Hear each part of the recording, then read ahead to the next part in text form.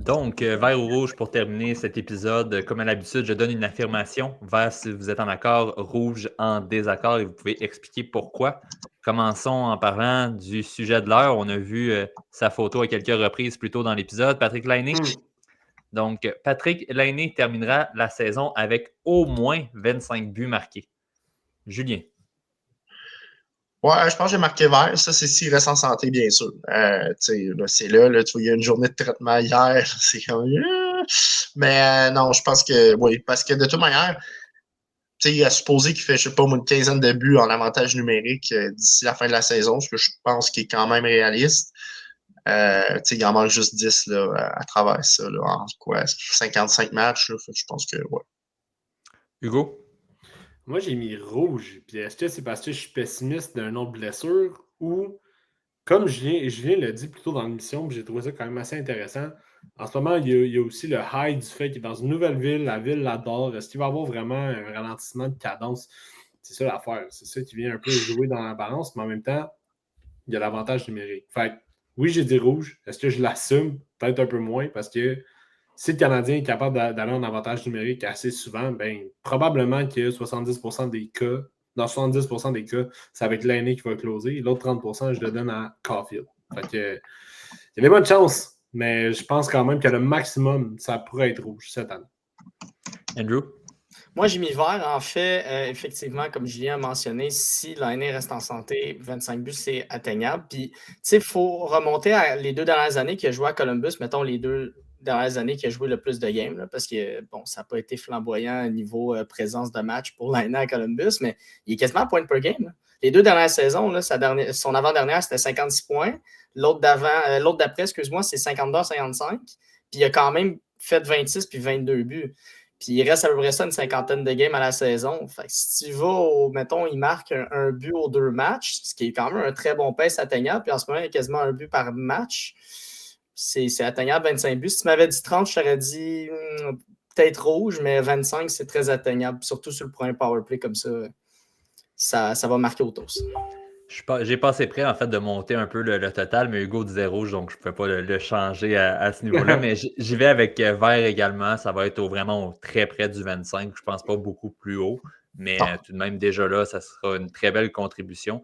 Puis comme tu parlais justement de son séjour à Columbus, Andrew, c'est sûr, quand on regarde ses dernières performances, il l'a habituellement fait, justement, le 25 buts. Il est en mesure de le faire, même s'il joue un peu moins de matchs. Donc, je ne suis pas nécessairement inquiet. Puis le Canadien a une meilleure offensive, selon moi, que les Blue Jackets des dernières saisons en plus.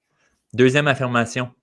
Les Canadiens de Montréal seront de retour en série avant 2 de ces 3 équipes. Donc, les Red Wings, les Sénateurs et les Sabres. Andrew, tu as répondu vert. Oui, en fait, je ne suis pas trop sûr de comprendre où est-ce que Détroit s'en vont. En fait, je ne sais pas quelle avenue ils prennent en ce moment. On dirait qu'ils ont accéléré leur processus en amenant des vétérans à un noyau de jeunes, à les Raymond, les Sider. Raymond a quand même une belle éclosion depuis les 2 dernières années.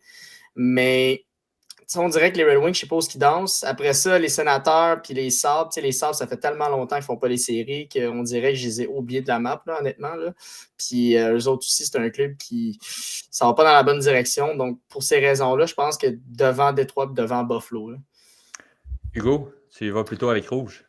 Contrairement à mon collègue Andrew, moi, je ne les ai pas rayés de la map. Puis je pense vraiment que les Sabres pourront être une équipe qui va faire les séries avant le Canadien. Écoute, on a tellement passé une période creuse et là, on commence, tu sais, le fameux mix, là, on commence à être dans cette période-là pour les Sabres et je ne peux pas croire que d'ici les 3 prochaines saisons, on va pas faire un move pour concrétiser la place de l'équipe en série. On a quand même du gros talent là et on a des jeunes joueurs qui, un peu plus motivés qu'ils sont présentement, vont clairement améliorer leur performance. Là.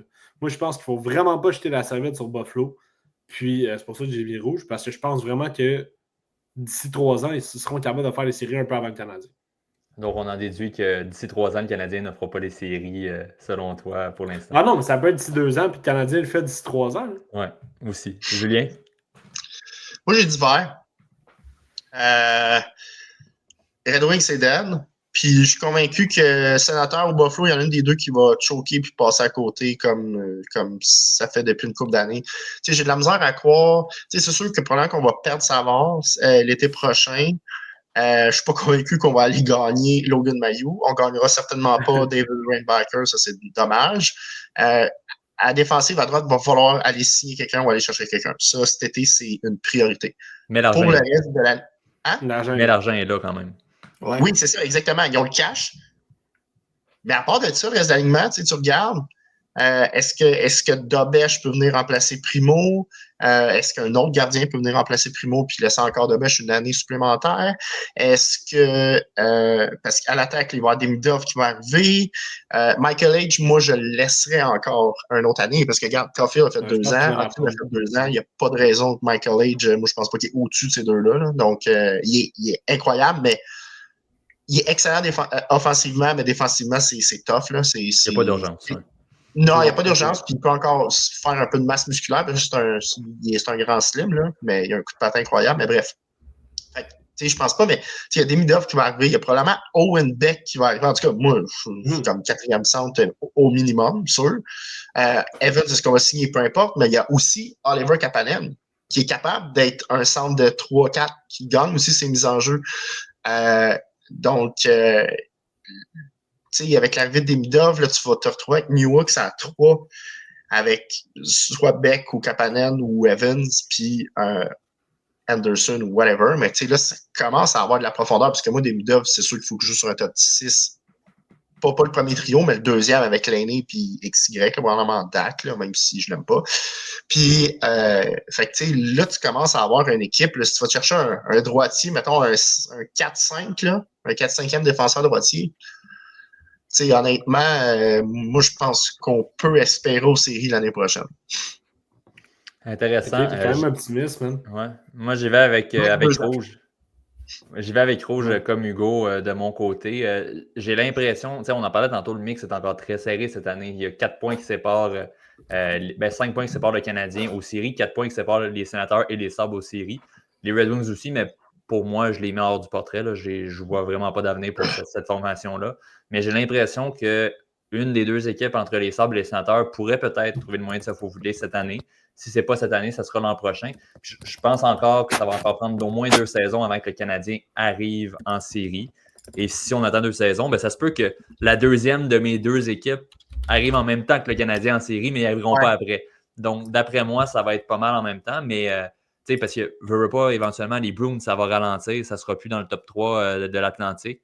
Le Lightning ont quand même bien reconstruit rapidement, mais quand même, Toronto, les signatures vont faire dépendre. Donc, j'ai l'impression qu'il va quand même avoir un changement de garde dans l'Atlantique qui vont faire en sorte que des équipes comme Buffalo et Ottawa pourraient se relever. Donc, je pense que ces 2 équipes-là pourraient éventuellement se faire une place en série avant ou en même temps que le Canadien. 3e affirmation, on en a parlé un peu plus tôt. Peter Laviolette est le prochain entraîneur-chef à perdre son emploi dans la Ligue nationale de hockey. Hugo. Je dis vert. C'est la vente de feu, tabarouette. Black Friday passé, mais les Rangers continuent à vivre la tradition. Écoute, à faire vivre la tradition, devrais-je dire. Je comprends pas ce qui se passe. Et je parlais de Panic Move un peu plus tôt dans l'émission. Là. Ça va clairement en être un. Là. Ça va clairement en être un parce qu'on va plus savoir donner de la tête. Ah, excuse, j'avais pas fini. Mais non, c'est bon, vas-y. Non, mais c'est ça, parce que j'allais dire, on sait pas où donner de la tête. Puis Drury va plus avoir de ressources. Il va plus savoir qui tirer. Fait qu'il va tirer la violette. Julien? Moi, j'ai dit vert. Remarque, il y en a une couple d'autres aussi là, qui sont, je pense qu'ils pourraient être des bons candidats, mais pas autant que lui.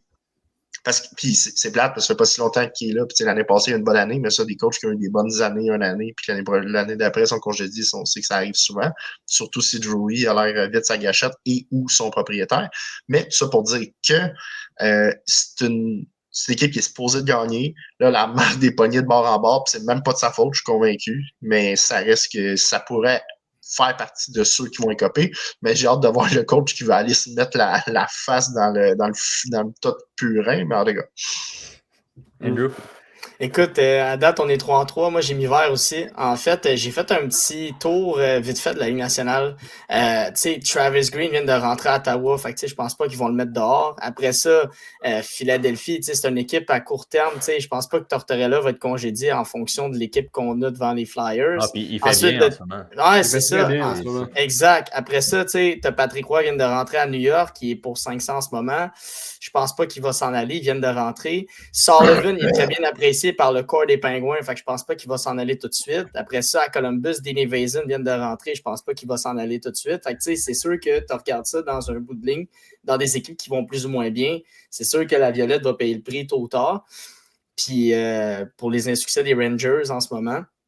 Fait que, non, moi, je pense que c'est lui le prochain candidat. Après ça, tu sais, il y a peut-être d'autres candidats dans d'autres équipes. Après ça, dans l'Ouest, peut-être, parce que dans l'Est, pardon, tu sais, c'est tous des nouveaux coachs parce que Boston vient de faire son changement.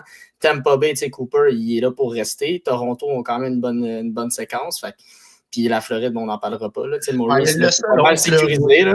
C'est Andrew Brunette. Ouais, ça, Brunette à Nashville. Ouais, lui aussi, Derek pour le Lalonde. reste, c'est... Ouais, Lalonde à Détroit, mais j'ai le feeling que Yzerman, il est quand même collé sur son staff. Mais Lalonde, Il est collé sur la défaite aussi. Mais Lalonde aussi... sa reconstruction va vraiment pas bien. Là. Genre, mais c'est pas vraiment la faute à Lalonde en même temps. Aussi, la Non, composition des Red Wings, là, si tu regardes leur line-up, là, ça a été tellement patché bizarrement. Là. Sauf que c'est pas, à mes yeux, c'est pas la faute de la Violette non plus. C'est souvent ça, malheureusement. C'est le coach qui est c'est ça aussi, on blâme souvent le coach en premier. C'est ça qui est arrivé à Boston, malheureusement. Parce que je pense pas que Montgomery, à ce moment-là, c'était lui qui était à blâmer. Regardez les Blues en ce moment. Ça fonctionne depuis qu'il est arrivé, ça n'a pas de sens. Là. Exactement. Ouais. De mon côté... malheureusement, PCR... son équipe préférée. De mon côté, je vais avec rouge. Donc, c'est sûr, il faut que tu fasses différent. Non, en fait, ma façon de penser pour ça est assez simple. Je vous rappellerai, au début de la saison, on a fait le même barreau rouge, mais pour Mike Sullivan, quand ça allait vraiment pas bien pour les Pingouins. Puis j'ai dit, à chaque fois qu'un entraîneur, on est convaincu que c'est le prochain entraîneur à être congédié, il y en a un autre qui perd son emploi avant lui. L'an passé, c'était Sheldon Keefe. Même chose, il n'a pas été congédié non plus. Donc, je pense quand même, oui, il y a une tempête en ce moment à New York, mais je ne pense pas que Peter Laviolette sera le premier à être congédié. Puis les Rangers ont l'habitude de vouloir nommer des entraîneurs-chefs réputés dans la Ligue nationale. Tu sais, Gérard Galland qui était arrivé avec les Rangers, on a eu Alain Vigneault avant ça, là, Peter Laviolette. Il n'y a pas de gros noms sur le marché en ce moment. Tu sais, quand je regarde les entraîneurs disponibles, oui, il y a Galland qui est encore dispo, mais on n'ira pas le rechercher. Donc, Claude Julien. Encore là, il est vieux et coach à Saint-Louis aussi. Est-ce qu'il veut vraiment aller se mettre à New York alors que ça va bien à Saint-Louis? Mais ça serait qui, toi, ton prochain, tu penses? Prochain entraîneur, les noms qu'on a mentionnés, des Lalonde, des Brunette, qui sont possibles. Puis si c'est un d'entre eux, si les Rangers l'apprécient, peut-être c'est là qu'ils vont faire le switch, un peu comme les Blues l'ont fait. T'sais, ils vont attendre qu'un entraîneur qu'ils veulent avoir soit disponible. Donc moi, je ne pense pas que ça va être les premiers à se débarrasser de leur coach. Dernier vert rouge, mais en fait, c'est le dans mon équipe que j'ai un peu changé en raison d'un accord complet pour le choix précédent. C'est une comparaison entre deux gardiens de but. On a parlé de Mackenzie Blackwood un peu plus tôt, il en fait partie. Donc, vous devez choisir aujourd'hui votre gardien entre Mackenzie Blackwood et Samuel Montembeault. Wow. Donc, en termes de statistiques individuelles, évidemment, l'avantage est à Blackwood. On en parlait tantôt, même cette saison, léger avantage pour lui, malgré le fait qu'il était avec les Sharks. Les deux n'ont pas joué en séries éliminatoires, mais bon, en saison régulière, un pourcentage d'arrêt de 905 pour Blackwood, 8,99 pour Montembeault. En moins de matchs, par contre, donc Blackwood a évidemment eu l'opportunité de jouer un peu plus à ses débuts avec les Devils. Et en moyenne de buts par match, aussi un avantage pour Blackwood. En termes de fiches, les deux ont une fiche négative en raison des équipes dans lesquelles ils se sont retrouvés. Puis c'est intéressant quand même parce que les deux ont été repêchés en 2015, donc ont le même âge, ont été repêchés la même année au final. Donc, Hugo, je te mets sous le spot. C'est l'amoureux des gardiens de but. Qui choisis-tu entre les deux? Moi, je prends Samuel Montembeault, boys. Pour la simple et bonne raison que Blackwood a fait partie des équipes des Devils que, oui, ils n'ont pas été très bonnes, mais je pense qu'ils ont toujours été un peu meilleurs que celles dont Montembeault a fait partie. Puis encore une fois, je sais pas, c'est un petit gars de chez nous. Ça aussi, c'est un argument qui vient solidifier ma pensée, mais Samuel Montembeault dégage de quoi de réconfortant, je trouve, un peu plus. Et je pense que Mackenzie Blackwood, malheureusement, on a vu quel était son plafond, ce qui est probablement en ce moment. Et Montembeault, j'ai encore l'impression qu'on n'a pas vu son plafond. Donc ça aussi, c'est une des raisons pourquoi je prendrais Montembeault avant Blackwood. Andrew? Moi, tu vois, je prends Blackwood. En fait, il y a plusieurs raisons. La première, j'en ai parlé un peu plus tôt dans l'émission, mais le 16 de Blackwood, c'est un gros gardien imposant. Là, ça, pour de vrai, ça gagne beaucoup de points dans la Ligue nationale d'aujourd'hui. Les petits gardiens, on le dit souvent, c'est pas. Je dis pas que Montembeault est petit, mais on dirait que les plus petits gardiens en bas de 6 pieds, t'en vois plus. Mais là, un gardien. Il est plus gros que Morrissey, ça, c'est sûr. Là. Comment? Je dis Montembeault, il est plus gros que Morrissey, ça, c'est sûr. Ah non, c'est sûr, là. Puis il est plus solide défensivement que Morrissey. Un Calder, un Domini.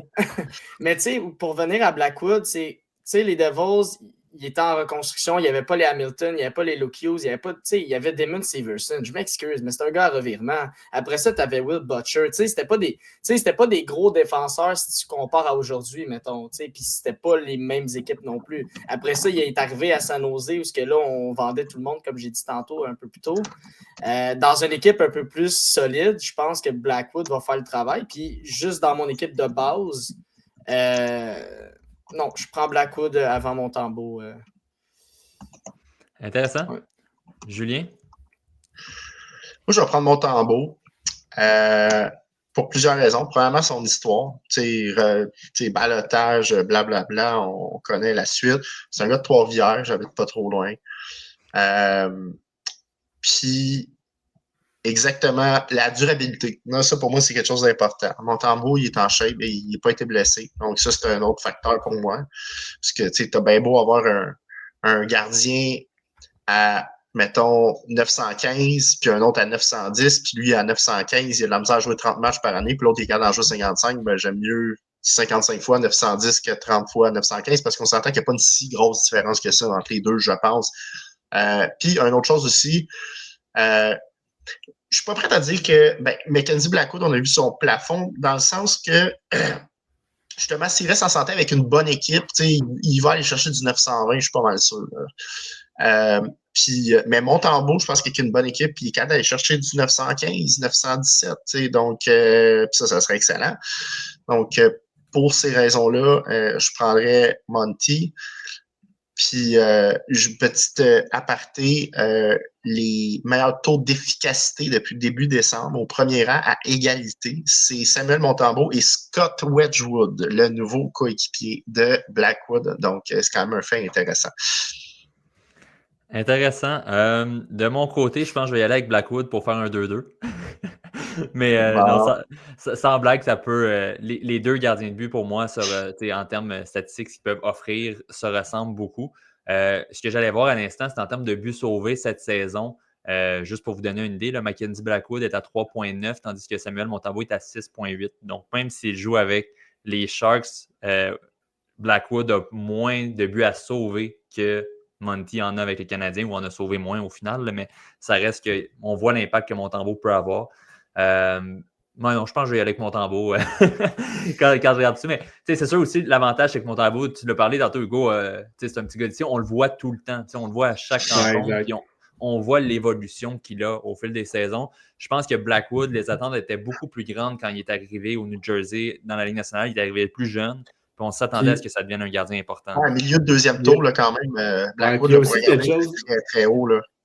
Il y a aussi quelque chose d'important avec Blackwood, c'est en fait, un petit différencier de Blackwood à Montembeault, c'est